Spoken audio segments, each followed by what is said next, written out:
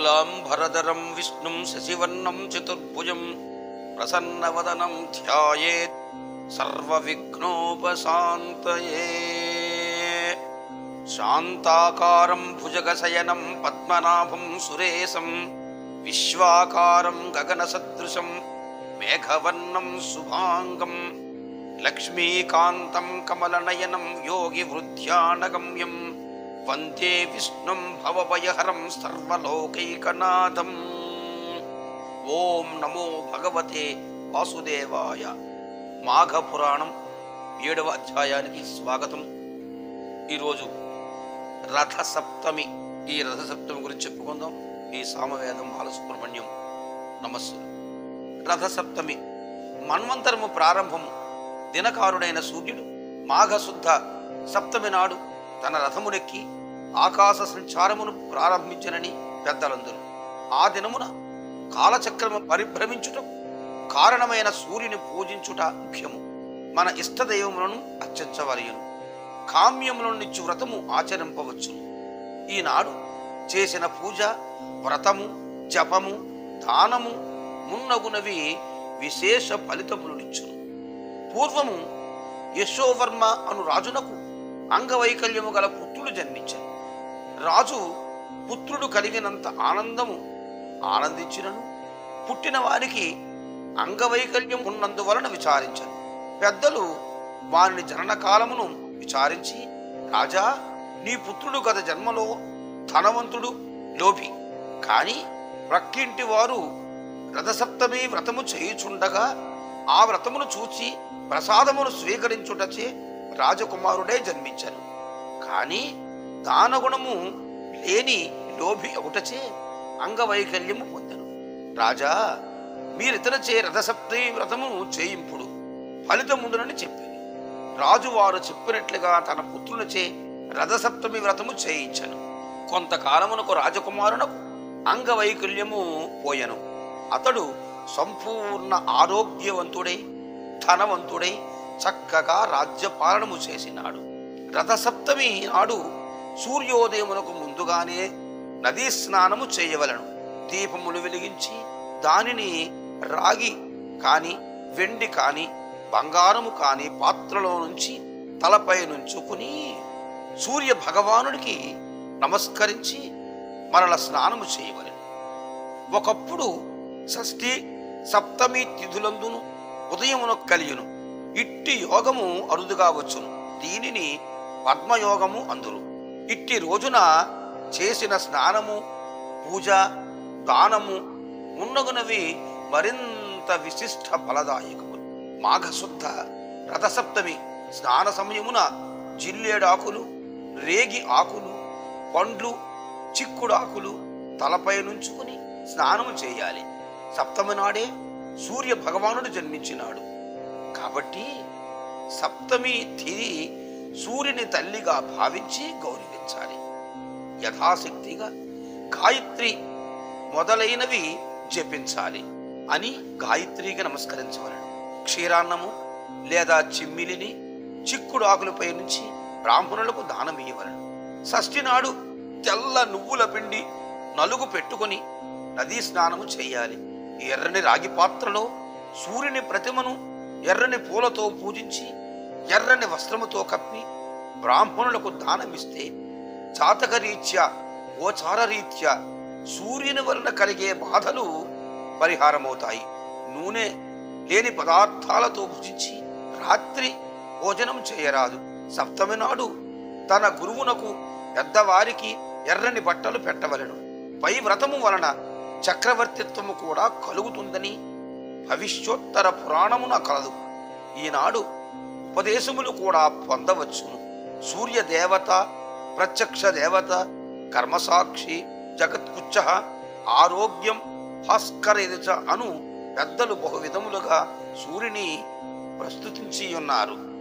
సూర్యాస్తోత్రాలలో ఆదిత్య హృదయం ప్రశస్తమని మిక్కిలి ప్రసిద్ధి చెందినది. ఈ విధముగా నామములు చదువుతూ సూర్య భగవానుడికి నమస్కరించవలను. ఈ రకంగా రథసప్తమి నాడు అంటే మాఘశుద్ధ సప్తమి నాడు రథసప్తమి వ్రతం చేస్తే ఇటువంటి ఫలితాలని పొందడానికి అవకాశం ఉంటుందట. ఇక మాఘ పురాణం. ఈ మాఘ పురాణంలో 7వ అధ్యాయం.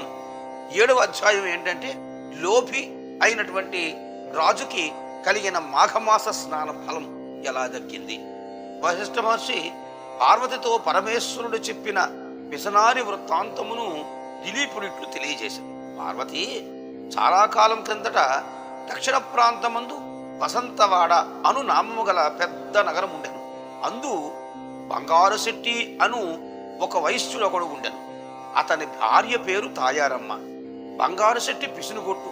తనకున్నంత పిత్రార్జిత సంపాదనయే లెక్కకు మిక్కుటముగా ఉన్నది. కాని అతడు ఇంకను ధనాశ కలవాడే. తన వద్దనున్న ధనమును వడ్డీలకిచ్చి మరింత సంపన్నుడయ్యను. కాని ఒకనాడైనను శ్రీహరిని ధ్యానించుట కాని దాన ధర్మములు చేయుట కాని ఎరుగడు. అంతేకాక పేద ప్రజలకు వారి ఆస్తులపై వడ్డీలకు రుణాలిచ్చి ఆ అనుకున్న గడువుకు రుణం తీర్చనందున తప్పుడు సాక్ష్యాలతో వ్యాజ్యములు వేసి వారి ఆస్తులను సైతము స్వాధీనపరుచుకునేవాడు. ఒకానొకనాడు బంగారు శెట్టి గ్రామాంతరమునకు వెళ్ళాను. ఆ రోజు సాయంత్రం ఒక ముదుసలి బ్రాహ్మణుడు బంగారు శెట్టి భార్యను చూచి, తల్లి, నేను ముసలివాడను. నా గ్రామము చేరవరియునన్నా ఇంకనూ 10 ఆమడలు వెళ్ళవలసి ఉన్నది. ఇప్పుడు చీకటి కాబోతున్నది. ఆకాశములో మేఘములు ఉరుముతున్నాయి. చలికి గాలికి వణికిపోతున్నాను. మీ ఇంటి వద్ద రాత్రి గడుపనిమ్ము. నీకెంతైననూ పుణ్యం ఉంటుంది. నేను సద్బ్రాహ్మణుడను, సదాచార వ్రతుడను. ప్రాతకాలమును మాఘస్నానము చేసి వెళ్ళిపోయేదను అని బ్రతిమలాడినాడు. తాయారమ్మకు జాలి కలిగెను. వెంటనే తమ అరుగు మూల శుభ్రము చేసి అందొక తుంగచాప వైచి కప్పుకొనుటకు వస్త్రమిచ్చి పండుకొనుడు అని పలికెను. ఆమె దయార్థ హృదయమున ఆ వృద్ధ బ్రాహ్మణుడు సంతసమంది విశ్రాంతి తీసుకొనుచుండగా తాయారమ్మ ఒక ఫలమునిచ్చి దీనిని భుజింపుమని చెప్పి, ఆర్య, మాఘమాస స్నానముకు వెళ్ళదనని అన్నారు కదా, ఆ మాఘమాస స్నానం అనగా ఏమీ సెలవిండు, వినుటకు కుతూహలముగా ఉన్నది అని అడుగగా ఆ బ్రాహ్మణుడు దుప్పటి కప్పుకొని, అమ్మా, మాఘమాస వ్రతము చెప్పుట నాకు శక్యము కాదు. ఈ మాఘమాసములో నది యందు కాని తటాకము యందు కాని లేక నూతి యందు కాని సూర్యోదయం అయిన తరువాత చన్నీళ్లు స్నానము చేసి విష్ణు మందిరానికి వెళ్ళి తులసీ దళములతోనూ పూలతోనూ పూజ చేసి స్వామివారి ప్రసాదమును స్వీకరించవలెను. తరువాత మాఘ పురాణమును పఠించవలెను.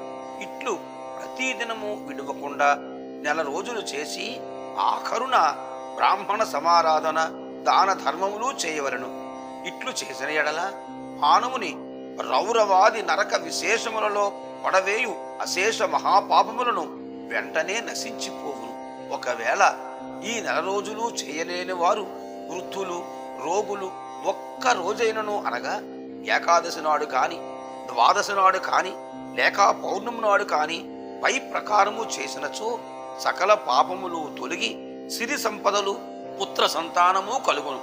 ఇది నా అనుభవముతో తెలియజేయుచున్నాను అని చెప్పగా ఆ బ్రాహ్మణుని మాటలకు తాయారమ్మ మిక్కిలి సంతసించి తాను కూడా ప్రాతకాలమున బ్రాహ్మణునితో పాటు నదికి పోయి స్నానము చేయుటకు నిశ్చయించుకొనెను. ఇంతలో పొరుగురికి వెళ్ళిన తన భర్త బంగారు శెట్టి ఇంటికి రాగానే ఆమె అతనికి మాఘమాస వ్రతమును గురించి చెప్పి తాను తెల్లవారుజామున మాఘస్నానముకు పోదునని తెలియజేశాడు.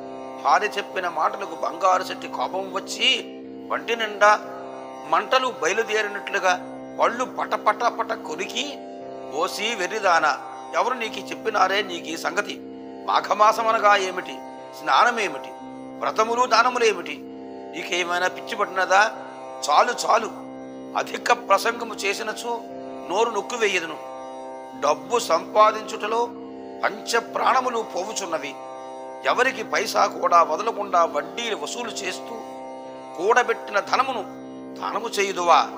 చలిలో చన్నీళ్లు స్నానము చేసి పూజలు చేసి దానము చేస్తే ఒళ్ళు ఇల్లు గొల్లై నెత్తి మీద కొంగు వేసుకుని భిక్షాందేహి అని అనవలసినదే. జాగ్రత్త, వెళ్ళి పడుకో అని కోపగించినాడు.